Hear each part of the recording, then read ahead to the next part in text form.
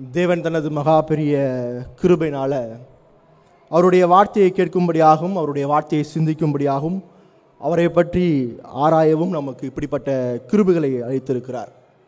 தேவனை பற்றியதான சத்தியங்களை தேவனுடைய ஜனங்கள் தங்களுடைய இருதயத்தில் உயர்வாய் பற்றி இருக்க வேண்டும். வேதத்தை பற்றியும் தேவனை பற்றியும் தவறான போதனைகள் எல்லாம் வேதத்தின் மூலமாக சீர் செய்து கள்ள போதனைகளையும் தவறான போதனைகளையும் நம்ம என்ன செய்ய வேண்டும் என்றால் எதிர்த்து நிற்க வேண்டும். அப்படிப்பட்ட கள்ள போதனையிலும் தவறான புரிந்து கொள்ளுதலையும் நம்முடைய மனதிலிருந்து அகற்ற வேண்டும். அதுதான் நமக்கு கொடுக்கப்பட்ட கடமை. விசேஷமாக இப்போ நம்ம கூடி வந்திருக்கோம் எதுக்கு அப்படின்னு பார்த்தீங்க அப்படின்னா, பரிசுத்த ஆவியானவரை பற்றியும் அவருடைய செயல்களை பற்றியும் அவர் அளிக்கும் ஆவிக்குரிய வரங்களை பற்றியும் இன்றைக்கி நம்முடைய சமூகத்தில் காணப்படுகிற குழப்பத்தை கள்ள போதனையை அகற்றுவதற்கு வேதம் போதிக்கும் பரிசுத்த ஆவியானவர் எப்படிப்பட்டவர், வேதம் போதிக்கும் பரிசுத்த ஆவியானவருடைய செயல்கள் எப்படிப்பட்டது, வேதம் போதிக்கும் பரிசுத்த ஆவியானவருடைய வரங்கள் எப்படியெல்லாம் பயன்படுத்தப்படுகிறது என்பதை நாம் சிந்திக்க வந்திருக்கிறோம். ஏன்னா இந்த சத்தியத்தை நம்ம என்ன செய்யணும் அப்படின்னா காத்து கொள்ள வேண்டும். இதான் நம்மளுக்கு கொடுக்கப்பட்ட கடமை. 2 தீமோத்தேயு 1 13-14 வசனத்தில் வாசிக்கும் போது, நீ கிறிஸ்து இயேசுவை பற்றும் விசுவாசத்தோடும் அன்போடும் என்னிடத்தில் கேட்டிருக்கிற ஆரோக்கியமான வசனங்களின் சட்டத்தை கை கொண்டு இரு. 14ஆம் வசனம், உன்னிடத்தில் ஒப்புவிக்கப்பட்ட இந்த பொருளை நமக்குள்ளே வாசம் பண்ணுகிற பரிசுத்த ஆவினாலே காத்துக்கொள் என்று சொல்லப்படுது. இந்த சத்தியத்தை கை கொள்ளணும் அப்படின்னா கீழ்ப்படிஞ்சு இதை நான் விசுவாசித்து நடைமுறைப்படுத்தணும். அடுத்து இதை பரிசுத்த ஆவியானவருக்குள் நான் காத்து கொள்ள வேண்டும். கள்ள போதனையின் மத்தியிலும் பிரச்சனையின் மத்தியிலும் இதுக்கு எதிராக வரும்போது இதை காத்து கொண்டு இதற்கு எதிராக நிற்பது நமக்கு கொடுக்கப்பட்ட கடமையாக இருக்குது. விலை மதிப்பற்ற பொக்கிஷத்தை பெற்றிருக்கிறோம். இந்த விலை மதிப்பற்ற பொக்கிஷம் மகிமையானது. இந்த மகிமை மறக்கப்படும் போது, இந்த மகிமை இழிவுபடுத்தப்படும் போது அதற்கு எதிராக நின்று உண்மையை பேசுவது ஒவ்வொரு விசுவாசியுடைய கடமை. தேவனை பற்றிதான மகிமை மறைக்கப்படும் போது, தேவனை பற்றிதான மகிமை மறக்கப்படும் போது அதற்கு எதிராக நிற்க வேண்டியது ஒவ்வொரு விசுவாசியினுடைய கடமை. அதுக்காக தான் இந்த 3 நாள் சிறப்பு கருத்தரங்கம் ஏற்பாடு செய்யப்பட்டிருக்கிறது. அப்படி என்ன வேதத்துக்கு விரோதமாக பேசுகிறாங்க, அப்படி என்ன வேதத்துக்கு விரோதமான போதனை இன்று காணப்படுகிறது? இன்று என்ன காணப்படுது என்று பார்க்கும்போது அநேக கள்ள போதனைகள் காணப்படுது. அதிலும் மிக சிறப்பாக இன்றைய காலத்தை சீரழிக்கும், ஆத்துமாவை கெடுக்கும் கள்ள போதனைகள் பரிசுத்த ஆவியானவரை பற்றிய கள்ள போதனைகளாகவே இருக்குது.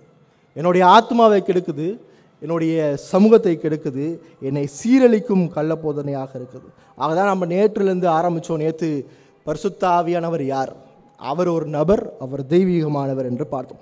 இந்த காலை வேளையிலும் கூட இன்றைக்கி நம்ம பார்க்க போகிறது, நிறைய நேரத்தில் நம்மகிட்ட கிறிஸ்தவ சமூகத்தில் கூடியிருந்து நீங்கள் வாழ்ந்திருந்தீங்கன்னா, பலதரப்பட்ட டினாமினேஷன் சேர்ந்த மக்களிடத்தில் நீங்கள் பழகியிருந்தீங்கன்னா உங்களுக்கு தெரிஞ்சிருக்கும்.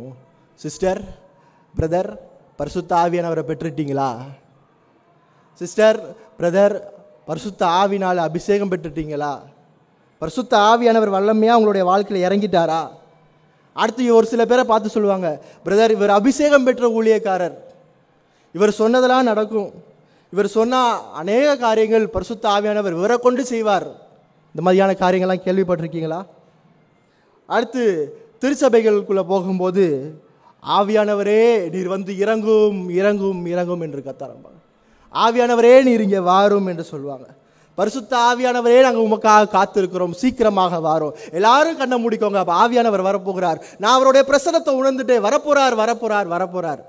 யூடியூப்ஸில் பார்த்துருப்போம், ஃபோனில் நிறையா பார்த்துருப்போம். நிறைய திருச்சபைகள் இப்படிப்பட்ட காரியங்களை செய்து கொண்டிருக்கிறோம். இன்று ஜனங்களை ஏமாற்றி வேதத்தினுடைய திசையிலிருந்து திருப்பி உணர்ச்சிக்கு நேராக அடிமைப்படுத்தி கொண்டிருக்கிறார்கள். அதே போல் இன்னும் சில காரியங்கள் நம்ம கேட்டிருப்போம்.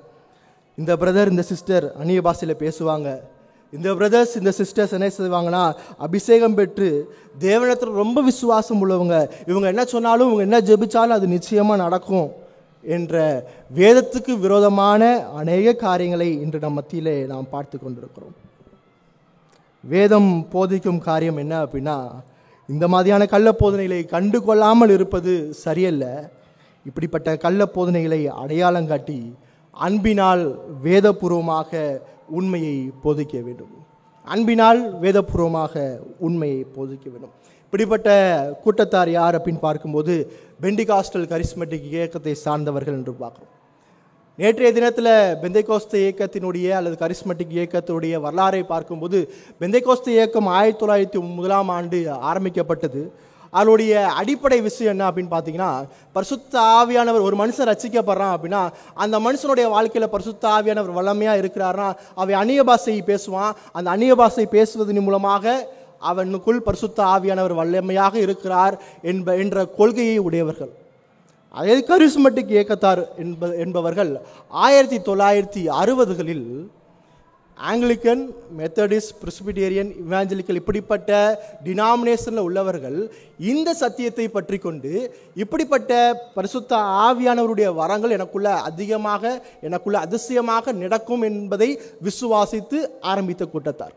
அதை தான் இன்றைக்கி நம்ம யூடியூப்பில் பிரபல BYM மினிஸ்ட்ரியோடைய போதகர் என்ன பேசிகிட்டு இருக்கிறார் அப்படின்னா, அதுதான் ரிவைவல் என்று பேசி கொண்டிருக்கிறார். 1960களில் நடந்தது ரிவைவல். அந்த ரிவைவல் என்ன அப்படின்னா, பரிசுத்த ஆவியானவர் வல்லமையாக விசுவாசிகளுடைய இருதயத்தில் செயல்பட்டு அநேக வரங்களை கொடுத்தார், அது அற்புத விதமாக நடைபெற்றது என்று சொல்கிறாங்க. அதெல்லாம் வேதபூர்வமாக இருக்குதா இல்லையா என்பதான் பார்க்க போகிறோம். இதுதான் அவருடைய பின்னணி. அவருடைய பின்னணியை நம்ம சரியான முறையில் புரிஞ்சுக்கொள்ளும். அடுத்து இந்த பெந்தைகோஸ்தே கரிஸ்மெட்டிக் இயக்கத்துடைய தவறான கொள்கை என்ன அப்படின்னு பார்த்தீங்க அப்படின்னா, ஒரு மனுஷன் ரட்சிக்கப்பட்ட பின்பு அவன் பரிசுத்த ஆவியானவருக்காக காத்திருக்க வேண்டும். ஒரு மனுஷன் ரட்சிக்கப்பட்ட பின்பு அந்த மனுஷன் பரிசுத்த ஆவியானவருக்காக காத்திருக்க வேண்டும். பரிசுத்த ஆவியானவருடைய ஞானஸ்தானம் தான் இந்த பெந்தைகோஸ்தே கரிஸ்மெட்டிக் இயக்கத்தாரனுடைய முக்கிய சத்தியம். இப்படி காத்திருக்கும்போது ஏற்ற வேளையிலே பரிசுத்த ஆவியானவர் வந்து அவனை அந்நிய பாஷை பேச செய்து, தீர்க்க தரிசனம் சொல்ல செய்து, குணமாக்கும் வரங்களை கொடுத்து, அற்புத விதமான அடையாளங்களை கொடுத்து, உணர்ச்சி வசப்பட்ட செய்து, ஆட செய்து, பாட செய்து அவனை ஆவிக்குள்ளாக நிரந்தரமாக அவனுடைய வாழ்க்கையிலே வாசம் பண்ணுவார். இதுதான் அவங்களுடைய அடிப்படையான கொள்கை. பரிசுத்த ஆவியானவருடைய ஞானஸ்தானத்தின் மூலமாக தான் மற்ற வரங்கள், அந்நிய பாஷை, தீர்க்க தரிசனம், குணமாக்கும் வரங்கள் எல்லாம் கிடைக்கும். வரங்கள் எல்லாம் கிடைக்கும். எப்போ கிடைக்கும் அப்படின்னா, நான் ரட்சிக்கப்பட்ட பின்பு ஆவியானவருக்காக கொஞ்ச நாள் நான் காத்திருக்கணும். அந்த காத்திருந்ததுக்கு பின்பாக தான் கிடைக்கும். இவருடைய போதனை என்னவென்று பார்க்கும்போது, பரிசுத்த ஆவியானவர் என்பது ரட்சிக்கப்பட்ட பின்பு நடக்கக்கூடிய ஒரு அனுபவம். பரிசுத்த ஆவியானவருடைய ஞானஸ்தானம் என்பது ரட்சிக்கப்பட்ட பின்பு என்னுடைய வாழ்க்கையிலே நடக்க போகிற ஒரு அனுபவம். அது ஒரு உணர்வு. ரட்சிக்கப்பட்ட பின்பு நான் காத்திருக்கும் போது பரிசுத்த ஆவியானவரை நான் பெற்றுக்கொள்வேன். பரிசுத்த ஆவியானவருடைய வரங்கள் வல்லமையாய் என்னுடைய வாழ்க்கையிலே செயல்படுத்தப்படும். அந்த வரங்களை கொண்டு நான் அநேகருக்கு ஊழியம் செய்ய போகிறேன். இதுதான் அவங்களுடைய மிக பெரிய அடிப்படையான கொள்கை. இதுதான் அவங்களுடைய கொள்கை. ரட்சிக்கப்பட்ட பின்பு தான் பரிசுத்த ஆவியானவர் வருகிறார் என்றால், அப்போ ரட்சிப்பில் பரிசுத்த ஆவியானவர் என்ன செய்கிறார்? ரட்சிப்பில் பரிசுத்த ஆவியானவர் என்ன செய்கிறார் என்ற கேள்வி நமக்கு கேட்கும்போது, ரட்சிப்பில் மறுபிறப்பையும் மனந்திரும்புதல் விசுவாசத்தையும் கொடுத்துட்டு போயிடுறார். அதுக்கப்புறம் நீங்கள் காத்திருக்கணும். அதுக்கப்புறம் அவர் உங்களுக்கு அவர் வரங்களை கொடுப்பார். அவர் நிரந்தரமாக உங்களுடைய இருதயத்திலே வாசம் பண்ணுவார் என்று சொல்கிறாங்க. ஆகவே ரட்சிக்கப்பட்ட ஒவ்வொரு விசுவாசிக்குள்ளும் பரிசுத்த ஆவியானவர் இல்லை என்பதுதான் பெந்தைகோஸ்தே கரிஸ்மெட்டிக் இயக்கத்தாருடைய கொள்கை. நான் காத்திருக்கணும். அதனால தான் நம்ம நிறையா வால்போஸ்டர்ஸ் பார்ப்போம். காத்திருக்கும் ஜபக்கூட்டம், அபிஷேக ஊழிய ஜபக்கூட்டம், அபிஷேக ஆராதனை, இதெல்லாம் என்ன நடக்குது அப்படின்னா, நான் ரட்சிக்கப்பட்டுட்டேன், ஆனால் என்னுடைய வாழ்க்கையில் பரிசுத்த ஆவியானவர் இல்லை. என்னுடைய வாழ்க்கையில் பரிசுத்த ஆவியானவர் இல்லை அப்படின்னா என்னுடைய வாழ்க்கையில் ஒரு விஷயம் குறையுது. என்ன குறையுது அப்படின்னு நம்ம ஒரு கேள்வி கேட்டோம்னா அதுக்கான அவங்களுடைய பதில் என்ன அப்படின்னா, என்னுடைய வாழ்க்கையில் பரிசுத்த ஆவியானவர் இருந்தால் மட்டும்தான் நான் கிறிஸ்துவோடு ஒரு நெருங்கிய ஒரு உயர்வான உறவுக்குள்ளாக போக முடியும். அதுக்காக தான் நான் ரட்சிக்கப்பட்டுட்டேன், ஆனால் என்னுடைய வாழ்க்கையில் பரிசுத்த ஆவியானவர் இல்லை. நான் ரட்சிக்கப்பட்டுட்டேன், ஆனால் என்னுடைய வாழ்க்கையில் கிறிஸ்துவோடு நெருக்கமான உறவு இல்லை. ஆகவே நான் பரிசுத்த ஆவியானவருக்காக காத்து கொண்டிருக்கிறேன், ஆனால் நான் ரட்சிக்கப்பட்டுட்டேன். இதுதான் இன்னைக்கு பெந்தைகோஸ்தே இயக்கத்தினுடைய ஒரு அடிப்படையான கொள்கையாக இருக்கிறது. பரிசுத்த ஆவியானவருடைய ஞானஸ்தானத்தின் அனுபவம் மூலமாக தனி வல்லமை பெறுகிறேன். அதனால தான் ஃபயர் அப்படின்னோட எல்லாம் போய் விழுகிறான். ஏன்னா அவன் அபிஷேகம் பெற்றவன். அபிஷேகம் பெற்றவன்ட்ட தனியான வல்லமை இருக்கு. ஆகவே அவனுடைய வல்லமை அற்புத விதமாக, அதிசய விதமாக தேவன் என்னை கொண்டு செய்து கொண்டிருக்கிறார்.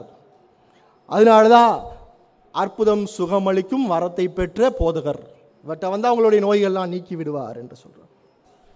இது எங்கேருந்து சொல்கிறாங்க? இதுக்கான அவங்களுடைய வேத ஆதாரம் என்ன?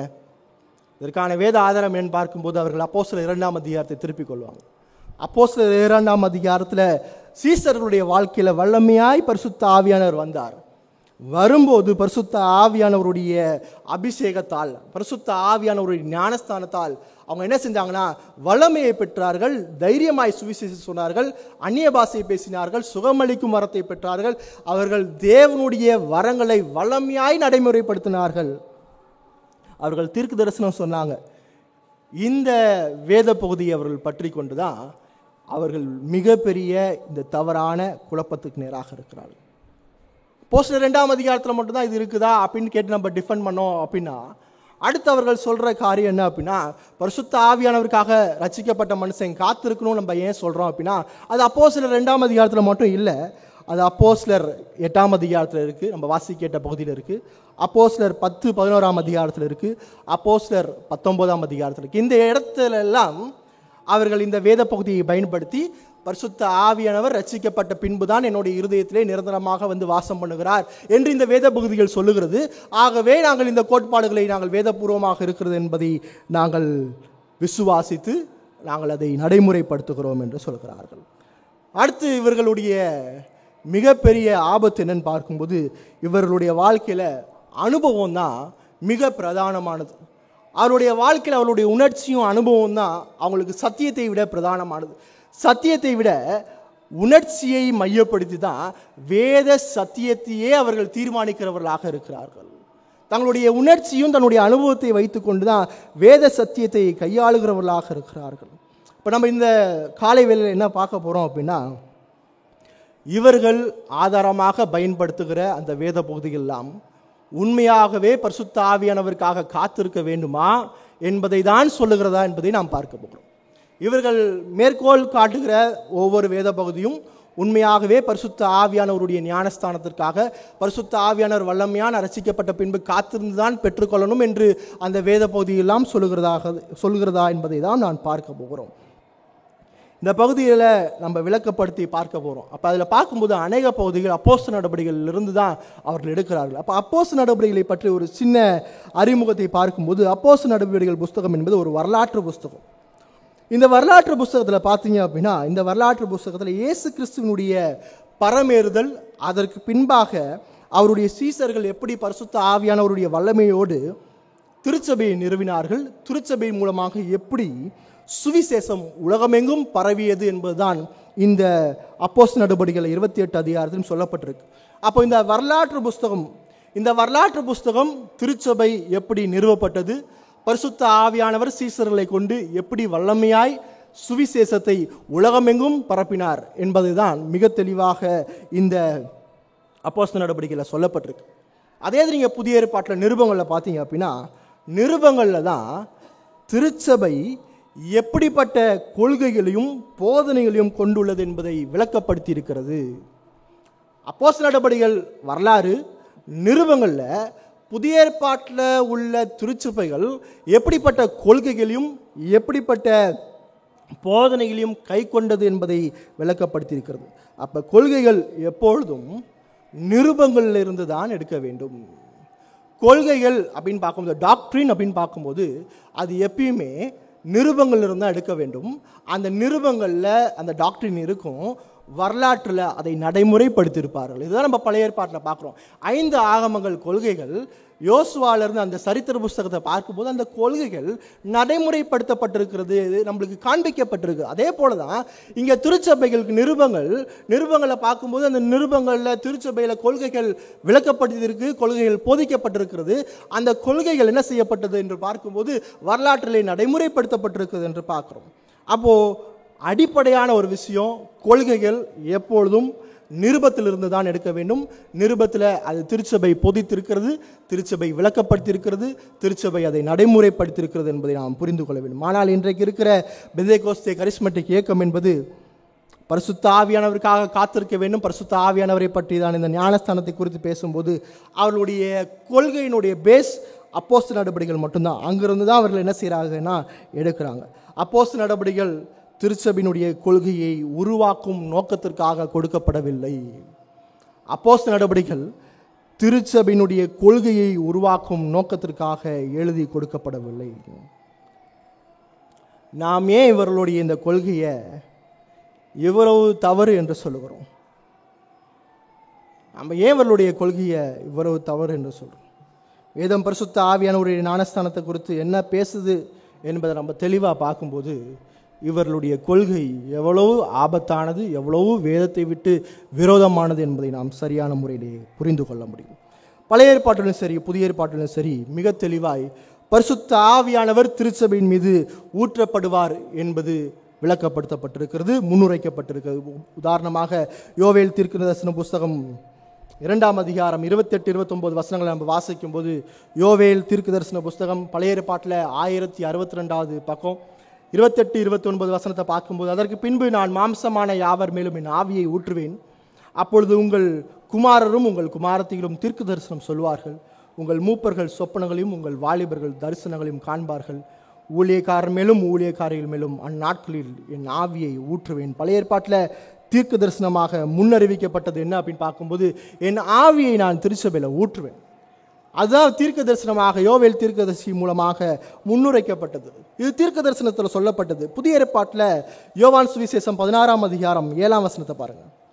யோவான் சுவிசேஷம் 16ஆம் அதிகாரம் 7ஆம் வசனம், நான் உங்களுக்கு உண்மையை சொல்லுகிறேன், நான் போகிறது உங்களுக்கு புரோஜனமாக இருக்கும், நான் போகாதிருந்தால் தேற்றவாளன் உங்களிடத்தில் வரார், நான் போவேனே ஆகில் அவர் உங்களிடத்திற்கு அனுப்புவேன்.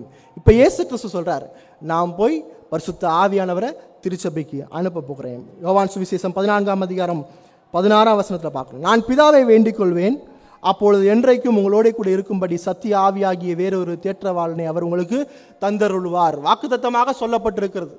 யோவேல் தீர்க்க தரிசனத்தில் தீர்க்கதரிசி யோவேல் தீர்க்கதரிசி பரிசுத்த ஆவியானவர் திருச்சபை மேல் ஊற்றப்படுவார் என்று சொல்லப்பட்டிருக்கு. இங்கே யோவான் சுவிசேஷத்தில் இயேசு கிறிஸ்து சொல்றார், நான் போனால் தேற்றவாளன் வருவார். அடுத்து 14ஆம் அதிகாரம் 16ஆம் வசனத்தில் நான் பிதாவை வேண்டிக் கொள்கிறேன், பிதாவானவர் பரிசுத்த ஆவியானவரை திருச்சபைக்கு தருவார் என்று சொல்லப்படுகிறது. அடுத்து யோவான் சுவிசேஷம் 7ஆம் அதிகாரம் 38-39 வசனத்தை வாசிக்கும் போது, யோவான் சுவிசேஷம் 7ஆம் அதிகாரம் 38-39 வசனம், வேதம் வாக்கியம் சொல்கிறபடி என்னிடத்தில் விசுவாசமாக இருக்கிறவன் எவனோ அவன் உள்ளத்திலிருந்து ஜீவ தண்ணீர் உள்ள நதிகள் ஓடும் என்றார். தம்மை விசுவாசிகள் அடைய போகிற ஆவியை குறித்து இப்படி சொன்னார். இயேசு இன்னும் மகிமைப்படாதிருக்கிறபடியால் பரிசுத்த ஆவி இன்னும் அருளப்படவில்லை. அப்ப பரிசுத்த ஆவியானவர் இயேசு கிறிஸ்துவினுடைய பரமேறுதல் பின்பாக திருச்சபைக்கு அருளப்படுவார் என்பது வேதத்தில் போதிக்கப்பட்ட ஒரு அடிப்படையான சத்தியம். அது பழைய ஏற்பாட்டில் போதிக்கப்பட்டிருக்கிறது. இயேசு கிறிஸ்து அதை வாக்குத்தத்தமாக சொல்லியிருக்கிறார். வாக்குத்தத்தமாக சொல்லிட்டு அப்போஸ்தலர் 1ஆம் அதிகாரத்தை திருப்பிக்கோங்க. அப்போஸ்தலர் 1ஆம் அதிகாரம் 4-5 வசனத்தை பார்க்கலாம். அப்போஸ்தலர் 1ஆம் அதிகாரம் 4-5 வசனம், அன்றியும் அவர்களோட கூட வந்திருக்கும் போது அவர்களை நோக்கி, யோவான் ஜலத்தினால் ஞானஸ்தானம் கொடுத்தான், நீங்கள் சில நாளைக்குள்ளே பரிசுத்த ஆவினாலே ஞானஸ்தானம் பெறுவீர்கள், ஆகையால் நீங்கள் எருசலேம் விட்டு போகாமல் என்னிடத்தில் கேள்விப்பட்ட பிதாவின் வாக்குத்தத்தம் நிறைவேற காத்திருங்கள் என்று கட்டளையிட்டார். இயேசு கிறிஸ்து பரமேறுவதற்கு முன்னாடியே சொல்றார், நான் போறேன், எருசலேம் விட்டு போகாம பரிசுத்த ஆவியானவருக்காக நீங்கள் காத்திருங்கள் என்று சொல்றார். பரிசுத்த ஆவியானவருக்காக காத்திருங்கள் என்று சொல்லும்போது, அப்போ அவங்க சொல்றது சரியா அப்படின்னு ஒரு சிந்தனை நமக்குள்ளாக வந்துட்டு தான் இருக்கும். நல்லா கேர்ஃபுல்லாக நீங்கள் கேட்கும்போது, இந்த வேத பகுதிகளிலிருந்து நம்ம விளக்கப்படுத்த போகிறோம். அதை நம்ம சரியான முறையில் வேதத்தோடு வசனத்தோடு நம்ம கேட்கும்போது தெளிவாய் புரிந்து கொள்ள உதவியாக இருக்கும். அப்போஸ்தலர் 2ஆம் அதிகாரத்தில் இந்த வசனங்கள் நிறைவேற போகுது. அதுக்கு முன்னாடி வேதம் பரிசுத்த ஆவியானவருடைய ஞானஸ்தானத்தை குறித்து புதிய ஏற்பாட்டில் என்னென்னலாம் சொல்லியிருக்குன்னு பார்க்கும்போது, 4 சுவிசேஷத்திலும் யோவான் ஸ்நானகன் சொல்லியிருக்கிறார். என்ன சொல்லியிருக்கிறார் அப்படின்னா, நான் ஜலத்தினாலே உங்களுக்கு ஞானஸ்தானம் தரேன், அவரோ பரிசுத்த ஆவினால என்ன செய்ய போறார், உங்களை ஞானஸ்தானம் கொடுக்கிறார். அது மத்தேயு சுவிசேஷம் 3ஆம் அதிகாரம் 11ஆம் வசனம், மார்க் சுவிசேஷம் 1ஆம் அதிகாரம் 8ஆம் வசனம், லூக்கா சுவிசேஷம் 3ஆம் அதிகாரம் 16ஆம் வசனம், யோவான் சுவிசேஷம் 1ஆம் அதிகாரம் 33வது வசனத்தில் நம்ம என்ன செய்யலாம் அப்படின்னா, யோவான் ஸ்நானகன் பரிசுத்த ஆவியானவருடைய ஞானஸ்தானத்தை குறித்து என்ன செஞ்சிருக்கிறார் என்றால் பேசியிருக்கிறார். இப்போ அப்போஸ்தலர் 2ஆம் அதிகாரத்தில் பார்க்கும்போது, அப்போஸ்தலர் 2ஆம் அதிகாரத்தில் யோவேல் தீர்க்க தரிசனம் நிறைவேறப்பட்டது என்பதை நாம் பார்க்க முடியும். அப்போஸ்தலர் 2ஆம் அதிகாரம் 16 முதல் 21 வசனத்தில் தீர்க்கதரிசியாகிய யோவேலால் உரைக்கப்பட்டது, இது நடந்தேறியது. அப்போஸ்தலர் 2ஆம் அதிகாரம் 16ஆம் வசனத்தில் சொல்லப்படும் போது தீர்க்கதரிசியாகிய யோவேலினால் உரைக்கப்பட்டது நிறைவேறியது. இயேசு கிறிஸ்துவுடைய முன்னறிவிப்பும் நிறைவேறியது, யோவேல் தீர்க்க தரிசனம் சொன்னதும் நிறைவேறியது. என்ன நிறைவேறியது அப்படின்னு பார்க்கும்போது அப்போஸ்தலர் 2ஆம் அதிகாரத்தில் தேவன் தன்னுடைய ஆவியை ஊற்றி திருச்சபையை நிறுவுகிறார். நல்லா தெளிவாக புரிஞ்சுக்கோங்க. அப்போஸ்தலர் 2ஆம் அதிகாரத்தில் பெந்தேகோஸ்தே என்னும் நாள் வந்தபோது அவர்கள் எல்லாரும் ஒருமனப்பட்டு ஒரு இடத்துல கூடி வந்தார்கள். அப்பொழுது பலத்த காற்று அடிக்கிற முழக்கம் போல் வானத்திலிருந்து சடுதியாய் ஒரு முழக்கம் உண்டாகி அவர்கள் உட்கார்ந்த வீடு முழுவதையும் நிரப்பிற்று.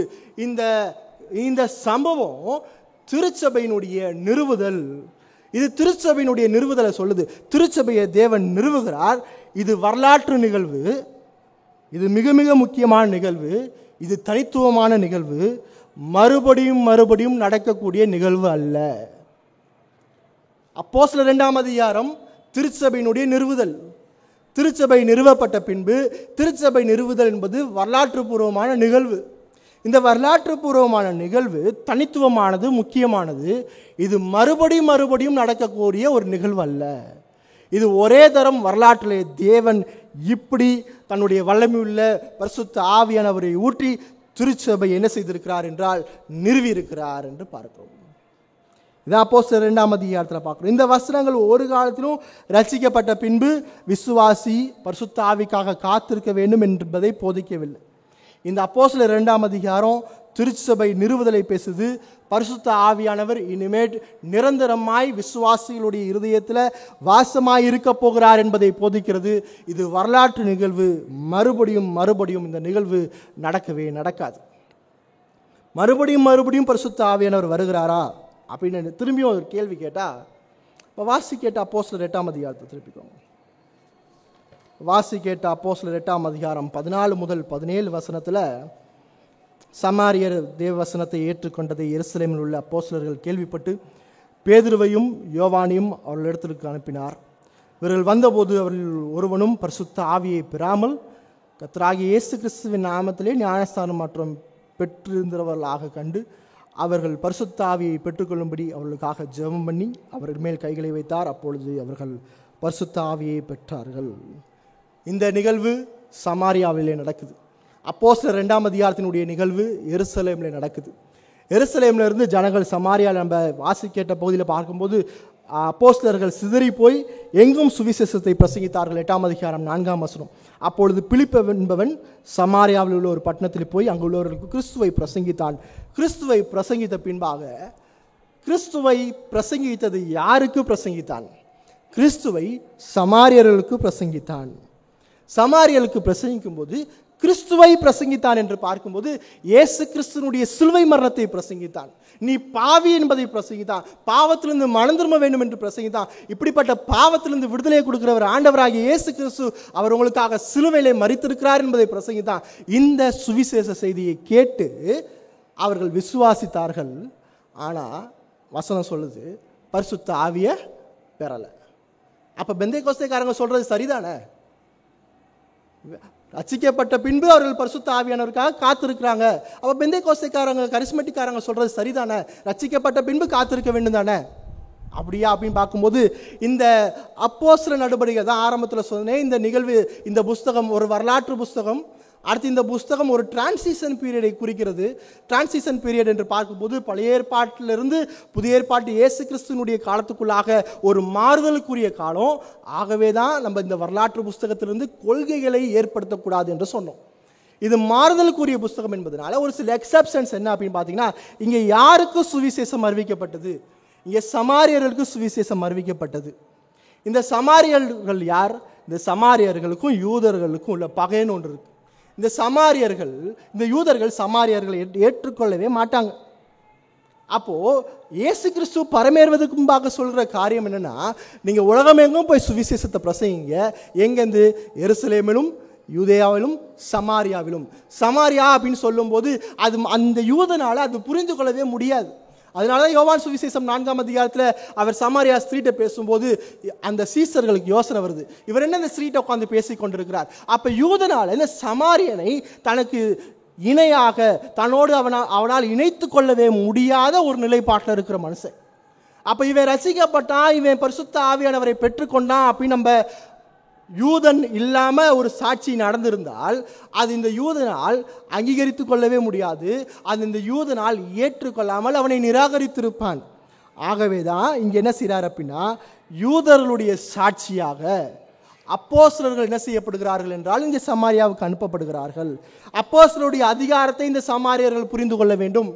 அதே வேளையில இந்த சமாரியர்கள் யூதர்கள் வழியாக தான் ரட்சிப்பு வருகிறது என்பதை புரிந்து கொள்ள வேண்டும் என்பதற்காக இந்த இடத்துல தேவன் ஒரு காரியத்தை அனுமதித்து அங்க அப்போஸ்தலரை கொண்டு அவர்கள் ரட்சிக்கப்பட்டார்கள் என்பதை உறுதி செய்த பின்பு இந்த இடத்துல பரிசுத்த ஆவியானவர் கொடுக்கப்படுகிறார். அதே வேளையில் பார்த்தீங்க அப்படின்னா அப்போஸ்தலர் 2ஆம் அதிகாரத்தில் திருச்சபை நிறுவப்பட்டது சமாரியாவில் இன்னொரு புதிய திருச்சபை அல்ல, நிறுவப்பட்ட திருச்சபையோடு இந்த சமாரியர்கள் யூதர்களோடு இணைக்கப்படுகிறார்கள். பரிசுத்த ஆவியானவருடைய ஞானஸ்தானம் என்னன்னு பார்க்கும்போது இந்த 8ஆம் அதிகாரத்தில் திருச்சபையோடு தேவன் விசுவாசிகளை இணைக்கிறார். அதுதான் இந்த வசனம் சொல்லுது. 8ஆம் அதிகாரம் 15ஆம் வசனத்தை பார்க்கும்போது அவர்கள் இன்னும் பரிசுத்த ஆவியை பெறாமல் அப்படின்னா ஏதோ மூல பாஷையில் கிரேக்க பாஷையில் இதனுடைய உண்மையான அர்த்தம் என்னன்னு பார்த்தீங்கன்னா, நடக்க வேண்டிய ஒன்று இன்னும் நடக்கலை, ஆட்டோமேட்டிக்காக நடந்திருக்கணும். அவங்க சுவிசேஷத்தை கேட்கும்போது அங்கே ஒன்று நடந்திருக்கணும், ஆனால் நடக்கலை. நடக்காததுக்கான காரணம் என்ன அப்படின்னா, யூதர்களுக்கும் சமாரியர்களுக்கும் உள்ள பகை. சமாரியர்கள் யூதர்களுடைய வழியிலே ரட்சிப்பு வருகிறது என்பதை புரிந்து கொள்ள வேண்டும்.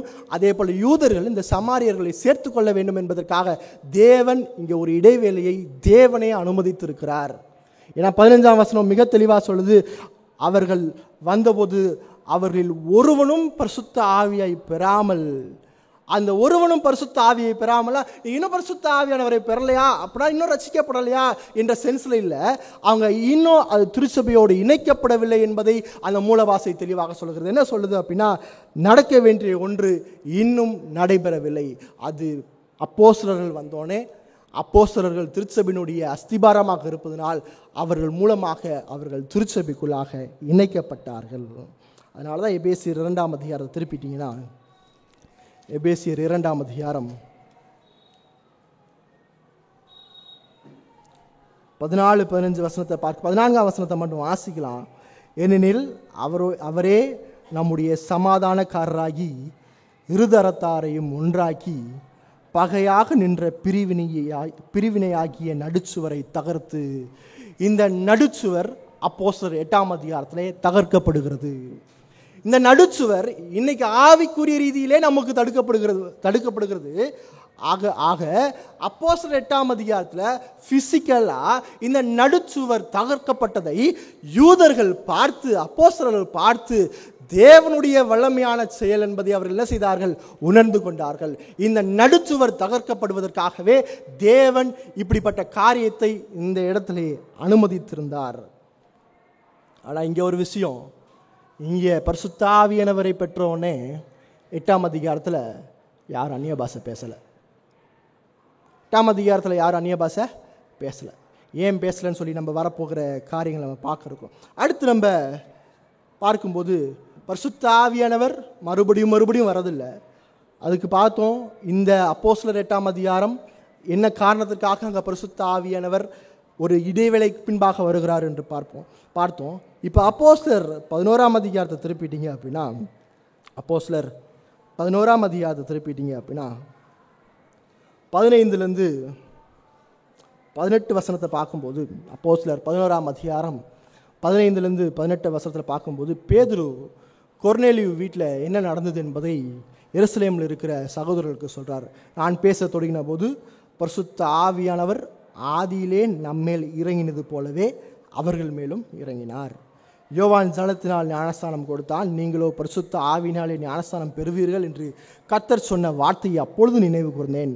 ஆதலால் கர்த்தராகிய இயேசு கிறிஸ்துவை விசுவாசிக்கிற நமக்கு தேவன் வரத்தை அனுகிரகம் பண்ணினது போல அவர்களுக்கும் இந்த வரத்தை அனுகிரகம் பண்ணியிருக்கும் போது தேவனை தடுக்கிறதுக்கு நான் எம்மாத்திரம் என்றான்.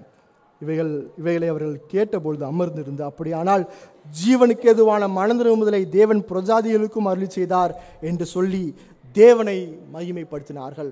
இந்த இடத்துல இந்த பகுதியை புரிந்து கொள்ளலாம். நம்ம அப்போஸ்தலர் 10ஆம் அதிகாரத்தை தெளிவாக பார்க்க வேண்டும். அப்போஸ்தலர் 10ஆம் அதிகாரத்தில் பார்க்கும்போது தேவன் பேதுருக்கு தரிசனத்தை கொடுத்து அங்கே கொர்நேலியோட வீட்டுக்கு கொர்நேலியு சுவிசேஷத்தை கேட்க காத்து கொண்டிருக்கிறான் என்று சொல்லுகிறார்.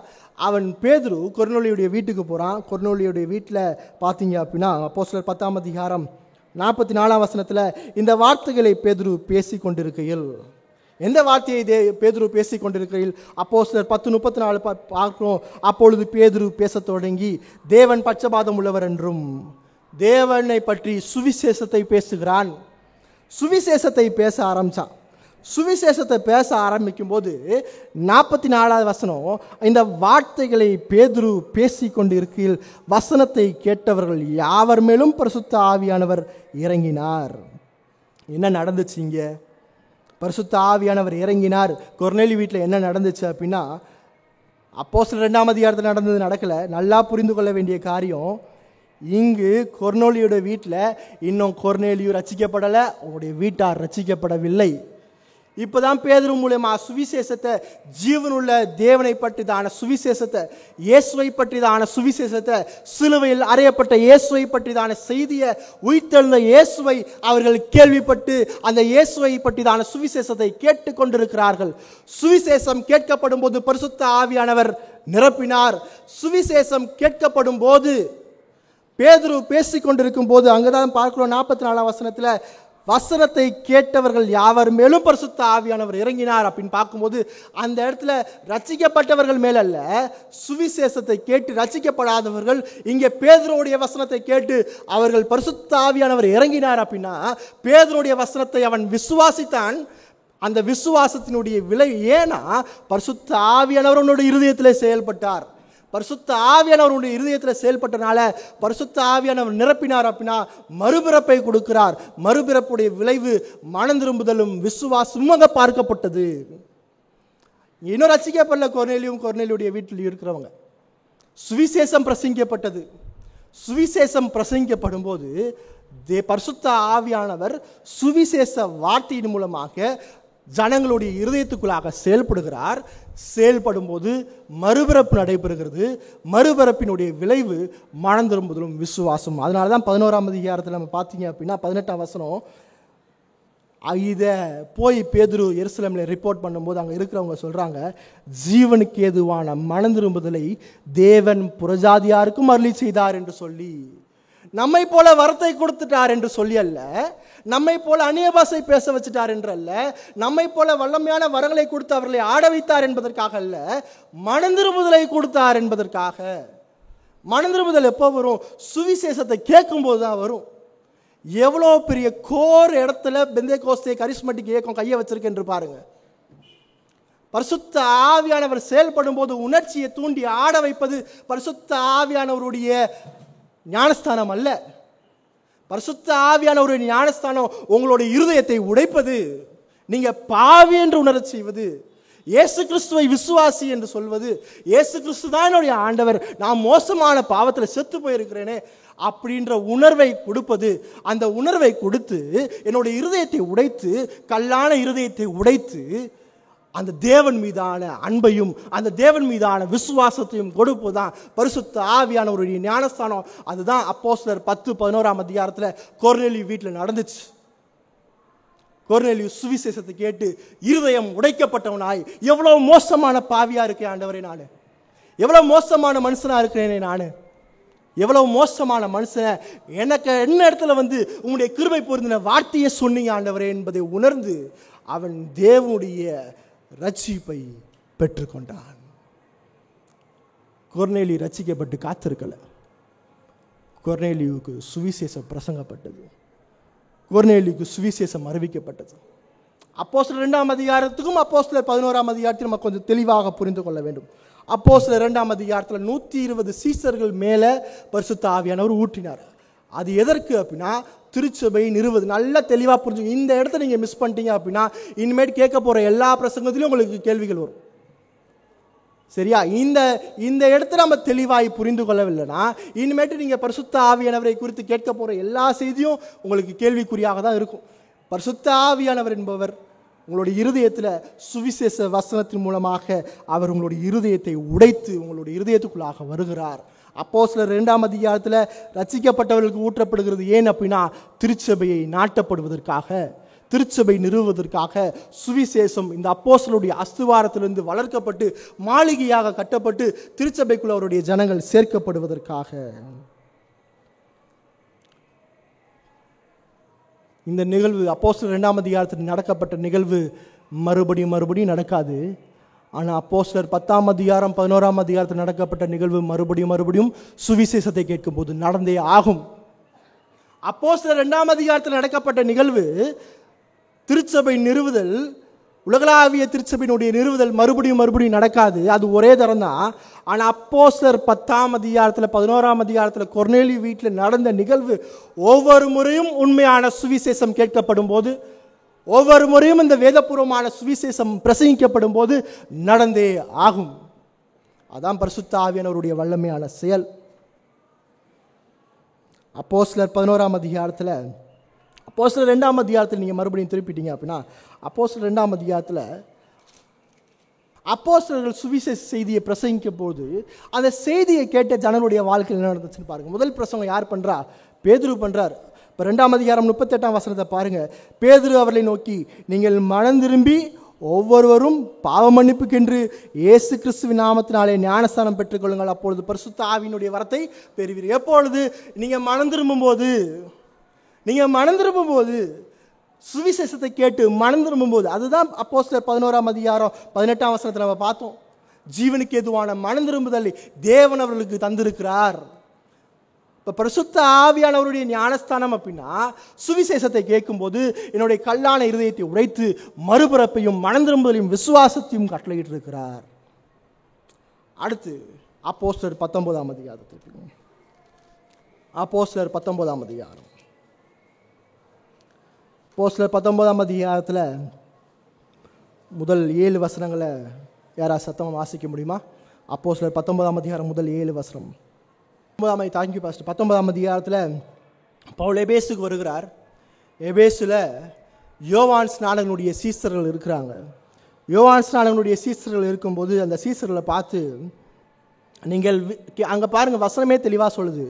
2ஆம் வசனம், நீங்கள் விசுவாசிகள் ஆனபோது பரிசுத்த ஆவியை பெற்றீர்களா? விசுவாசிகள் ஆன பின்புன்னு சொல்லலை, விசுவாசிகள் ஆன போது. அங்கே பவுலே அங்கே கேள்வியை பாருங்கள். அப்போ அப்போஸ்தலர்களுக்கு ஆதி திருச்சபைக்கே தெரிஞ்சிருக்கு, ஆட்டோமேட்டிக்காக ரட்சிக்கப்படும் போதே பரிசுத்த ஆவியானவர் என்ன செய்கிறார்? வரார். அப்போ இங்கே கேள்வி என்ன அப்படின்னா, நீங்கள் விசுவாசிகள் ஆனபோது பரிசுத்த ஆவியை பெற்றீர்களா என்றால் அதற்கு அவர்கள் பரிசுத்த ஆவி உண்டு என்பதை நாங்கள் கேள்விப்படவே இல்லை அப்படின்றாங்க. அப்போ நீங்கள் என்ன கேள்விப்பட்டீங்க அப்படின்னா, நான் யோவான் கொடுத்த ஞானஸ்தானத்தை தான் கேள்விப்பட்டிருக்கேன். இப்போ யோவான் கொடுத்த ஞானஸ்தானம் என்ன? அது மனம் திரும்புவதற்கு ஏற்றது. யூதர்களுக்கு அநேக ஞானஸ்தானங்கள் இருந்துச்சு. அது அநேக ஞானஸ்தானங்களில் மனம் திரும்புவதற்கு ஏற்ற ஞானஸ்தானம் ஒன்று இருந்துச்சு. அந்த மனம் திரும்புவதற்கு ஏற்ற ஞானஸ்தானம் இந்த சீசர்களை இயேசுவின் பக்கமாக திருப்பலை. பரிசுத்த ஆவியை கேள்விப்படலை அப்படின்னா அவன் இயேசுவையே கேள்விப்படலை. அவன் இயேசுவையே கேள்விப்படலைன்னா அவன் ரட்சிக்கவே படலை. டிஃப்ரென்ஸ் புரியுதா? அவன் பரிசுத்த ஆவியானவரை குறித்து கேள்விப்படலைனா அவன் இயேசுவையே கேள்விப்படலைனா அவன் என்ன செய்யலை? ரட்சிக்கவே படலை. அப்போ ரட்சிக்கப்படாத மனுஷன் இடத்துல கேட்குறாரு, எனக்கு அப்படின்னா யாருன்னு தெரியாதுப்பா, என்னன்னு தெரியாதுப்பா. அப்போ பவுலிங்க என்ன செய்கிறார்னா இயேசுவை பற்றிதான சுவிசேஷத்தை பிரசங்கிக்கிறார். சுவிசேஷத்தை பிரசங்கிக்கும் போது பரிசுத்த ஆவியினர் வல்லமையாக செயல்படுகிறார். வல்லமையாய் செயல்படும் போது மறுபடியும் மறுபிறப்பு, மனம் திரும்புதல், விசுவாசம் நடைபெறுகிறது. இங்கே இவங்க ரட்சிக்கப்பட்டு பரிசுத்த ஆவியானவருக்காக காத்திருக்கலை. இவங்க முதல் ரட்சிக்கவே படலை. அதுதான் 19ஆம் அதிகாரம், 10ஆம் அதிகாரம், 11ஆம் அதிகாரம், 19ஆம் அதிகாரத்தெல்லாம் இவங்க ரட்சிக்கவே படலை. ரட்சிக்கப்பட்டு காத்திருக்கல, இவங்க ரட்சிக்கவே படலை. இயேசுவை பற்றி கேள்விப்படவே இல்லை. இங்கே பரிசுத்த ஆவியானவரை பற்றி தெரியலனா, பரிசுத்த ஆவியானவர் எப்போ ஒரு மனுஷனுடைய இருதயத்துக்குள்ளே வருவார்? இயேசுவை பற்றி கேள்விப்பட்டாதானே. அப்படி இருதயத்துக்குள்ளே இல்லை அப்படின்னா முதல் அவன் இயேசுவை பற்றியே கேள்விப்படலை, அவன் ரட்சிக்கவே படலை. இயேசுவை பற்றி அறிந்திருந்தால் நிச்சயமாக பரிசுத்த ஆவியானவர் உன்னுடைய இருதயத்தில் வந்திருப்பார். இயேசு என்ற வார்த்தையை விசுவாசிக்கணும்னா உங்களுக்கு பரிசுத்த ஆவியானவர் அவசியம். பரிசுத்த ஆவியானவர் இல்லாமல் ஒருபோதும் என்ன செய்ய முடியாது அப்படின்னா மனிதன் ரட்சிக்கப்பட முடியாது. பவுல் இங்கே இந்த எபேசில் இருக்கிற யோவான் சீசர்களுக்கு அந்த 12 பேருக்கும் சுவிசேஷத்தை பிரசங்கித்தான். சுவிசேஷம் பிரசங்கிக்கப்படும் போது பரிசுத்த ஆவியானவர் வல்லமையாய் செயல்பட்டு மறுபிறப்பு, மனந்திரும்புதல், விசுவாசத்தை கொடுக்கிறார். ஏன் இங்கே பவுல் அவருடைய தலைகள் மேலே கையை வைக்கிறார்? இவர்கள் இனி ஒருபோதும் பழைய ஏற்பாட்டு பாரம்பரியத்தையும் சடங்குகளையும் பின்பற்றுபவர்கள் அல்ல. இவர்கள் கிறிஸ்துவனுடைய திருச்சபைக்குள்ளாக இணைக்கப்பட்டவர்கள். அப்போஸ்தலர் 8ஆம் அதிகாரம் சமாரியார்கள் திருச்சபைக்குள்ளாக இணைக்கப்பட்டவர்கள். அப்போஸ்தலர் 10ஆம் அதிகாரம் 11ஆம் அதிகாரம் கொர்நேலியு புறஜாதி திருச்சபைக்குள்ளாக இணைக்கப்பட்டான். யார் எந்த திருச்சபைக்குள்ளாக? யூதன் இருக்கிற திருச்சபைக்குள்ளாக இணைக்கப்படுகிறான். அப்போஸ்தலர் 19ஆம் அதிகாரம் இந்த சீசர்களும் திருச்சபைக்குள்ளாக இணைக்கப்படுகிறார்கள். அப்போ பரிசுத்த ஆவியானவருடைய ஞானஸ்தானம் என்பது என்ன அப்படின்னா, அது சுவிசேஷத்தை கேட்கும்போது சுவிசேஷத்தை கேட்கும்போதுனா, நான் இன்னொரு தடவை சொல்வேன், வேதபூர்வமான சுவிசேஷத்தை கேட்கும்போது, வேதம் போதிக்கிற சுவிசேஷத்தை கேட்கும்போது பரிசுத்த ஆவியானவர் வல்லமையாய் செயல்பட்டு மறுபிறப்பு, மனந்திரும்புதல், விசுவாசத்தை கொடுத்து திருச்சபைக்குள்ளாக இணைப்பது தான் பரிசுத்த ஆவியானவருடைய ஞானஸ்தானம். இதுதான் அப்போஸ்தலர் நடவடிக்கையில் நடந்துச்சு. ஆனால் இன்னைக்கு என்ன நடந்துட்டு இருக்கு? இன்னைக்கு ரசிக்கப்படும் போது பரிசுத்த ஆவியானவர் வந்துட்டு போயிடுவார். அதுக்கப்புறம் நான் அவருக்காக காத்திருக்கணும், ஜெபம் பண்ணணும், உபவாச கூட்டம் இருக்கணும், ஐயா ஆண்டவரே வாங்க வாங்கன்னு கத்தணும், ஏதோ செய்யணும். எதை மறைத்தான்? கிறிஸ்துவை மறைத்தான். கிறிஸ்துவை மறைத்திருக்கிறார்கள். கிறிஸ்துவனுடைய மீட்பை மறைத்திருக்கிறார்கள். சிலுவையை மறைத்திருக்கிறார்கள். சிலுவையை மறைக்கிற ஒவ்வொன்றும் பிசாசின் செயல்பாடு. சிலுவையை யார் மறைப்பா? சிலுவையினுடைய மகிமையை யார் மறைப்பா? பிசாசு. அதனால தான் பெந்தேகோஸ்தே கரிஸ்மட்டிக் இயக்கத்தை கள்ள போதனை என்று சொல்லுகிறோம். அது எரர் இல்லை, அது கள்ள போதனை. ஏன்னா அவன் கிறிஸ்துவனுடைய மகிமையை மறைக்கிறான், கிறிஸ்துவனுடைய சிலுவை மரணத்தை மறைத்து கொண்டிருக்கிறான். ஆகவே நாம் இதை சரியான முறையில் புரிஞ்சு கொள்ள வேண்டும். அடுத்து நிருபங்கள் என்ன சொல்லப்பட்டிருக்கு என்று பார்க்கும்போது 1 கொரிந்தியர் 12ஆம் அதிகாரம் 12-13 வசனத்தை நம்ம வாசிக்கலாம். 1 கொரிந்தியர் 12ஆம் அதிகாரம் 12-13 வசனத்தை வாசிக்கும் போது, எப்படியெனில் சரீரம் ஒன்று, அதற்கு அவயவங்கள் அநேகம், ஒரே சரீரத்தின் அவயங்கள் எல்லாம் அநேகமாயிருந்தும் சரீரம் ஒன்றாகவே இருக்கிறது. அந்த பிரகாரமாக கிறிஸ்துவும் இருக்கிறார். நாம் யூதராயினும் கிரேக்கராயினும் அடிமையாயினும் சுயாதீனராயினும் எல்லாரும் ஒரே ஆவினாலே ஒரே சரீரத்துக்குள்ளாக ஞானஸ்தானம் பண்ணப்பட்டு எல்லாரும் ஒரே ஆவிக்குள்ளாக தாகம் தீர்க்கப்பட்டோம். இன்றைக்கி இந்த கரிஸ்மட்டிக் இயக்கம் ஒரு விஷயம் என்ன சொல்லுது அப்படின்னா, நான் ரட்சிக்கப்பட்ட பின்பு பரிசுத்த ஆவியானவருக்காக காத்திருக்கணும். அப்போ ஒரு சில பேர் பரிசுத்த ஆவியானவரை முழுமையாக பெற்றிருக்கிறார்கள், ஒரு சில பேர் பரிசுத்த ஆவியானவரை பெறாமல் இருக்கிறார்கள். அதான் சினாரியோ. இந்த வசனம் 1 கொரிந்தியர் 12ஆம் அதிகாரம் 13ஆம் வசனத்தை மறுபடியும் வாசிக்கும் போது, நாம் யூதனாயினும் கிரேக்கனாயினும் அடிமையாயினும் சுயாதீனராயினும் எல்லாரும் ஒரே ஆவினாலே ஒரே சரீரத்துக்குள்ளாக ஞானஸ்தானம் பண்ணப்பட்டு எல்லாரும் ஒரே ஆவிக்குள்ளாக தாகம் தீர்க்கப்பட்டோம். ரட்சிக்கப்பட்ட மனுஷன் ஒரு சில பேருக்கு மட்டும் பரிசுத்த ஆவியானவர் நிரந்தரமாக வாசம் பண்ணுவார், ஒரு சில பேருக்குள்ள இருக்க மாட்டார் என்பது அல்ல. ஒவ்வொரு விசுவாசிக்குள்ளும் பரிசுத்த ஆவியானவர் இருக்கிறார். சுவிசேஷத்தை கேட்கும் போது, விசுவாசிக்கும் போது, மனம் திரும்பும் போது, அந்த மறுபிறப்பினுடைய வேலையில பரிசுத்த ஆவியானவர் எல்லா விசுவாசிக்குள்ளும் வாசமாயிருக்கிறார்.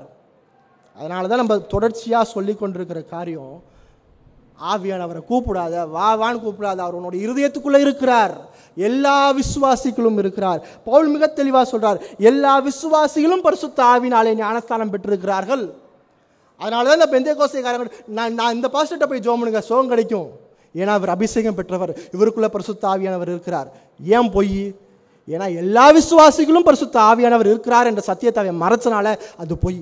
பரிசுத்த ஆவியானவருடைய ஞானஸ்தானம் ஒரு முறை நடைபெறும் நிகழ்வு, அதுவும் மறுபிறப்பின் போது. அது தேவனுடைய சர்வ அதிகாரமுள்ள செயல். அந்த செயலில் அவர் மனம் திரும்புதலையும் விசுவாசத்தையும் கொடுத்து திருச்சபைக்குள்ள உண்மையான சுவிசேஷத்தை கேட்டு விசுவாசிக்கிற எல்லா விசுவாசிகளும் திருச்சபைக்குள்ளாக இணைக்கிறார். ரட்சிக்கப்பட்டாலே நீங்கள் கிறிஸ்துவோடு இணைக்கப்பட்டீர்கள் என்பதை விசுவாசிகளே புரிந்து கொள்ளுங்கள். ரட்சிக்கப்பட்டு சுவிசேஷத்தை கேட்கும் போது நீங்கள் விசுவாசிகள் ஆன போதே கிறிஸ்துவுக்குள்ளாக, அவருடைய திருச்சபைக்குள்ளாக இணைக்கப்பட்டீர்கள். உங்களுடைய இருதயத்துக்குள்ளாக பரிசுத்த ஆவியானவர் நிரந்தரமாய் வாசமாயிருக்கிறார் என்பதை புரிந்து கொள்ளுங்கள். 1 கொரிந்தியர் 12ஆம் அதிகாரம் தெளிவாய் போதிக்கிற சத்தியம், பரிசுத்த ஆவியானவருடைய ஞானஸ்தானம் என்பது எல்லா காலத்திலும் எல்லா விசுவாசிகளுக்குமானது. அதில் எந்த விதமான மாற்று கருத்து இல்லை.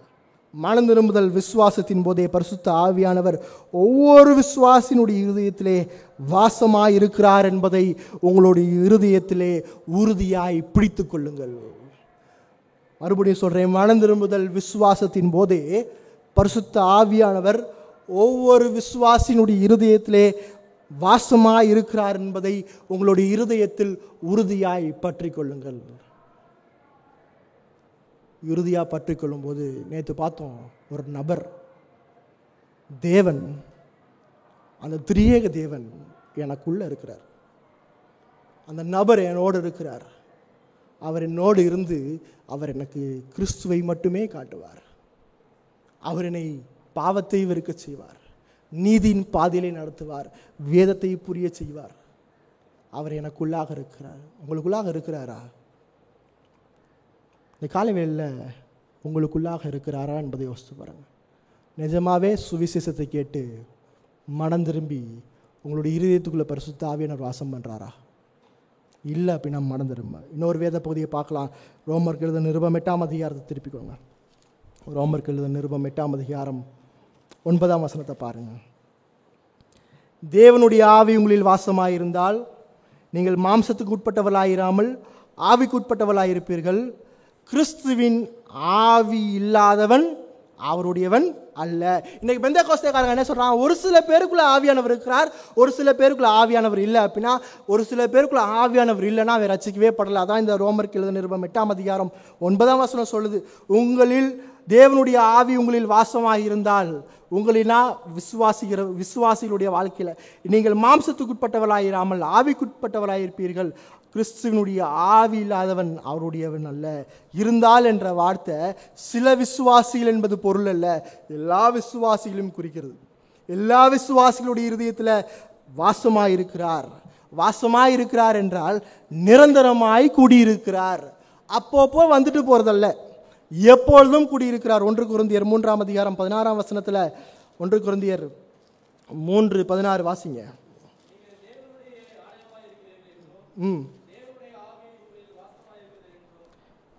நீங்கள் தேவனுடைய ஆலயமாக இருக்கிறீர்கள் என்று அறிந்திருக்கிறார். தேவனுடைய ஆவி உங்களில் வாசமாயிருக்கிறது என்றும் அறிந்திருக்கிறீர்களா? அடுத்து 1 கொரிந்தியர் 6ஆம் அதிகாரம் 19ஆம் வசனம், உங்கள் சரீரமானது நீங்கள் தேவனாலே பெற்றும் உங்களில் தங்கி இருக்கிற பரிசுத்த ஆவியானவருடைய ஆலயமாக இருக்கிறது என்றும் நீங்கள் உங்களுடைய அல்லவென்றும் அறியீர்களா? வசனத்தை பாருங்க, உங்களில் தங்கி இருக்கும் பரிசுத்த ஆவியானவர். வேதம் தெளிவாக போதிக்குது, வேதத்தை தெளிவாக பார்க்கணும். வேதத்தை தெளிவாக பார்க்கும்போது உங்களில் தங்கி இருக்கும் பரிசுத்த ஆவியானவர். அப்போ விசுவாசிகளுடைய வாழ்க்கையில் பரிசுத்த ஆவியானவர் தங்கி இருக்கிறார். அடுத்து 2 கொரிந்தியர் 13ஆம் அதிகாரம் 14ஆம் வசனம், கர்த்தராகிய இயேசு கிறிஸ்துவினுடைய கிருபையும் தேவனுடைய அன்பும் பரிசுத்த ஆவியினுடைய ஐக்கியமும் பாதி பேரோடு இருப்பதாக ஆமேன்னு சொல்லியிருக்குதா? உங்கள் அனைவரோடும் சொல்லியிருக்கு. விசுவாசிகள் அனைவரோடும் யார் இருக்கிறா? பரிசுத்த ஆவியானவர் இருக்கு. அந்த ஆசீர்வாதம் என்ன சொல்லுது? பரிசுத்த ஆவியானவர் உங்கள் அனைவரோடும் இருக்கிறார். ஒருவேளை பெந்தேகோஸ்தே கரிஸ்மேட்டிக் ஏக்கம் சொல்ற மாதிரி பாதி பேருக்குள்ள தான் பரிசுத்த ஆவியானவர் இருக்கணும் அப்படின்னா இந்த வசனம் தப்பு தானே? இந்த ஆசீர்வாதம் கிடையாது தானே? அப்போ இந்த ஆசீர்வாதம் உண்மை அப்படின்னா அப்போ விசுவாசிகளுடைய எல்லாருடைய இருதயத்திலும் பரிசுத்த ஆவியானவர் இருக்கிறார் என்பதும் வேதம் ஆணித்தனமாக தெளிவாக எளிமையாக போதிக்கிறதாக இருக்கிறது. நிருபங்களில் கொலோசியர் 2ஆம் அதிகாரத்தில் பார்த்தீங்கன்னா 2ஆம் அதிகாரம் 6 முதல் 10 வசனத்தை வாசிக்க நேரம் இல்லை, சுருக்கமாக சொல்லும்போது அந்த வசனங்கள் சொல்லுது, ஒவ்வொரு விசுவாசியும் கிறிஸ்துவுக்குள் பரிபூர்ணமுள்ளவனாயிருக்கிறான். ஆகவே உலக ஞானமும் மாயமான தந்திரமும் பாரம்பரியமும் உலக வழிபாடுகளும் விசுவாசத்தை பூர்ணப்படுத்தாது. கொலோசியர் 2ஆம் அதிகாரம் 6 முதல் 10 வசனம் சொல்லுது, ஒவ்வொரு விசுவாசியும் கிறிஸ்துவுக்குள் பரிபூர்ணமாயிருக்கிறான். வெளியிலிருந்து எந்த விதமான உலக ஞானமோ லௌகிக ஞானமோ உலக வழிபாடோ மாயமான தந்திரமோ பூர்ணப்படுத்தாது. கிறிஸ்துவே ஒரு விசுவாசியை முழுமையாக பூர்ணப்படுத்தியிருக்கிறார். இப்போ ஒரு விசுவாசிக்குள் பரிபூர்ணமாய் கிறிஸ்து இருந்து பாதி பரிசுத்த ஆவியானவர் மட்டும் இருக்க முடியுமா? ஒரு விசுவாசிக்குள்ள பரிபூர்ணமாய் கிறிஸ்து இருந்து அப்பப்போ பரிசுத்த ஆவியானவர் வந்துட்டு போக முடியுமா? முடியாது. ஏன்னா நம்ம ரோமர் 8:9 பார்க்குறோம், கிறிஸ்துவனுடைய ஆவி இல்லாதவன் அவருடையவன் அல்ல. எந்த அப்போஸ்தலரும் தங்களுடைய நிருபத்தில் பரிசுத்த ஆவியானவருக்காக காத்திருங்கள் என்ற கட்டளையை கொடுக்கவே இல்லை. நீங்கள் எந்த நிருபத்தை வாசித்தாலும் பரிசுத்த ஆவியானவருக்காக காத்திருங்கள் என்று சொல்லலை. மாறா, பரிசுத்த ஆவியானவர் உங்களுடைய இருதயத்துக்குள்ளாக இருப்பதனால பரிசுத்தமாக நடங்க, ஆவியின் கனிகளை வெளிப்படுத்தி வாழுங்கள் என்பதுதான் கட்டளையாக கொடுக்கப்பட்டிருக்கிறது. நிருபங்கள் எல்லா நிருபங்களையும் நீங்கள் வாசிங்க. நீங்கள் இயேசுவை விசுவாசிட்டு ஒரு மொட்டை மாடியில் போய், ஒரு காட்டுக்குள்ளே போய், ஒரு மலையில் போய் ஆவியானவரே வாரம் வாரம் காத்திருக்கணும்னு சொல்லியிருக்குதா? இல்லவே இல்லை. வேதம் மிக தெளிவாக மறுபடியும் சொல்லுது, உங்களுடைய உங்களுக்குள்ளாக பரிசுத்த ஆவியானவர் வாசமாய் இருக்கிறார். ஆகவே பரிசுத்தமாக வாழுங்கள், ஆகவே ஆவியின் கனிகளை வெளிப்படுத்துங்கள். எபேசியர் 1:13 பாருங்கள். எபேசியர் 1:13 நீங்கள் உங்கள் ரட்சிப்பின் சுவிசேஷமாகிய சத்திய வசனத்தை கேட்டு விசுவாசிகள் ஆனபோது வாக்குத்தத்தம் பண்ணப்பட்ட யோவேல் தீர்க்கதரிசி மூலமாக, யோவான் ஸ்நானகன் மூலமாக, இயேசு கிறிஸ்துவின் மூலமாக வாக்குத்தத்தம் பண்ணப்பட்ட பரிசுத்த ஆவிக்குள் முத்திரை போடப்பட்டீர்கள். அவர் உங்களுக்குள்ளாக இருக்கிறார் என்று சொல்லப்பட்டிருக்கு. அதே அப்போஸ்தலன் அதே நிருபத்தில் ஒரு கட்டளையை சொல்லியிருக்கிறார். என்ன கட்டளையை சொல்லியிருக்கிறார் அப்படின்னா, எபேசியர் 5:18 துன்மார்க்கத்துக்கு ஏதுவான மதுபான வெறி கொள்ளாமல் ஆவியினால் நிறைந்து. ஆவியினால் நிறைந்து என்பது விசுவாசிகளுடைய தொடர்ச்சியான செயல். விசுவாசிகளுடைய தொடர்ச்சியான செயல் என்று பார்க்கும்போது, ஏற்கனவே விசுவாசிக்குள் குடியிருக்கிற வாசமாயிருக்கிற பரிசுத்த ஆவியானவருடைய ஆளுகைக்குள்ளாக மூழ்கி இருங்கள். அதுதான் ஆவியினால் நிறைந்து.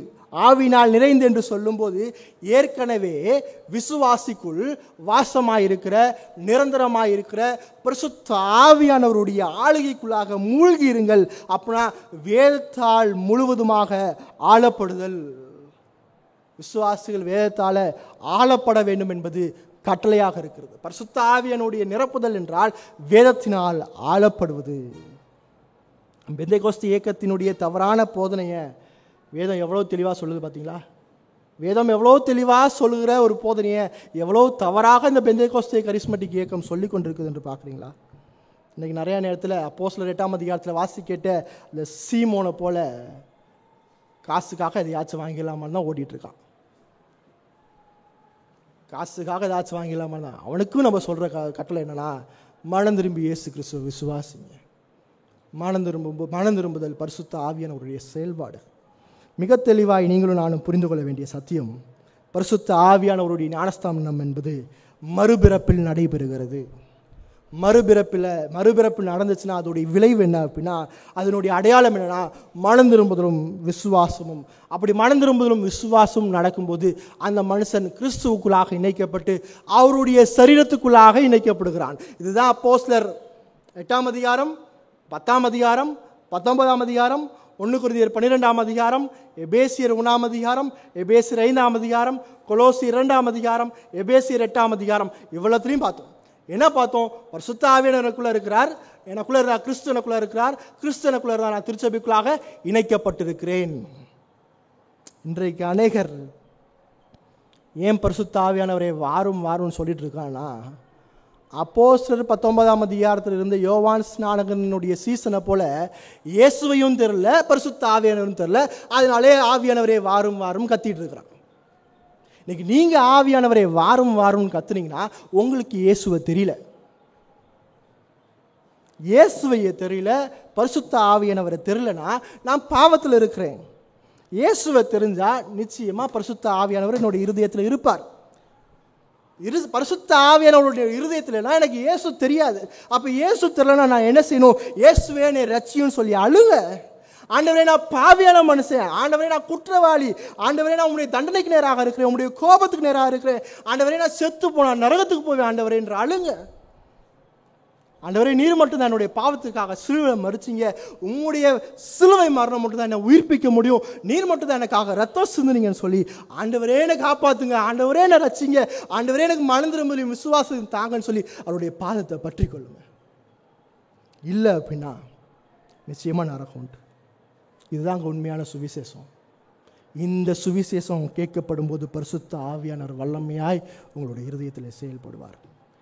விசுவாசிகளே, எனக்குள்ள பரிசுத்த ஆவியானவர் இல்லைன்னு சொல்லி பயந்து வாழாதீங்க. எனக்குள்ள பரிசுத்த ஆவியானவர் இல்லை என்று சொல்லி நடுங்காதீங்க. உண்மையான விசுவாசிக்குள்ள பரிசுத்த ஆவியானவர் இருக்கிறார் என்பது கிறிஸ்து கொடுத்த வாக்குத்தத்தம். அதை பற்றி கொள்ளுங்க, அதை சார்ந்து கொள்ளுங்க. ஆண்டவரே, நீர் எனக்குள்ளாக இருக்கிறீர், உம்முடைய ஆவியானவர் எனக்குள்ளாக இருக்கிறார். இது எவ்வளோ பெரிய ஆறுதல். உபத்திரவத்தில் ஏன் பயப்படுறீங்க? கஷ்டத்தில் ஏன் பயப்படுறீங்க? உங்களுக்குள்ளாக பரிசுத்த ஆவியானவர் இருக்கிறார். அப்படி பரிசுத்த ஆவியானவர் இருந்தா நான் என்ன செய்யணும்? நான் என்ன செய்யணும் அப்படின்னா, நாம் பரிசுத்தமாக வாழணும். பரிசுத்தமாக வாழுதல் என்றால் பரிசுத்த ஆவி, யோவான் சுவிசேஷம் 16ஆம் அதிகாரம் 13-14 வசனத்தில் இந்த பரிசுத்த ஆவியானவரை இயேசுவை மகிமைப்படுத்துவார். உங்களுடைய இருதயத்தில் பரிசுத்த ஆவியானவர் இருந்தால் உங்களுடைய வாழ்க்கை இயேசுவை மகிமைப்படுத்தும். உங்களுடைய வாழ்க்கையை இயேசுவை மகிமைப்படுத்தணும் அப்படின்னா உங்களுடைய வாழ்க்கையில் என்ன அவசியம் அப்படின்னா, உங்களுடைய வாழ்க்கையில் பாவத்தை வெறுத்தல் அவசியம். உங்களுடைய வாழ்க்கையில் பாவத்தை எதிர்த்து போராட்டம் அவசியம். உங்களுடைய வாழ்க்கையில் தேவன் மீதான அன்பு அவசியம். பாவம் எவ்வளவு மோசமானது என்பது அவசியம். சிலுவை எவ்வளவு மகிமையானது என்பது அவசியம். இதெல்லாம் புரிஞ்சுக்கணும். விசுவாசிகளுடைய வாழ்க்கையில் எப்போ தேவன் மகிமைப்படுவார்? அவன் பரிசுத்தமாக வாழும்போது மட்டும்தான். பாவத்தை வெறுக்காமல் நான் பரிசுத்தமாக வாழ முடியாது. பாவத்துக்கு எதிராக சண்டை போடாமல் நான் பரிசுத்தமாக வாழ முடியாது. அப்போ ஒவ்வொரு விசுவாசியும் அனுதினமும் ஒவ்வொரு விசுவாசியும் அனுதினமும் கிறிஸ்துவை சார்ந்து கொள்ளணும். ஒவ்வொரு விசுவாசியும் அனுதினமாக சிலுவையை பார்க்க வேண்டும். அப்போ தான் நீங்கள் கிறிஸ்துவுக்குள்ளாக இணைக்கப்பட்டீங்க. இல்லை அப்படின்னா மனம் திரும்பி இயேசு கிறிஸ்துவ விசுவாசிங்க. தேவன் தாமே இந்த வசனங்களை ஆசீர்வதிப்பாராக. ஆமென்.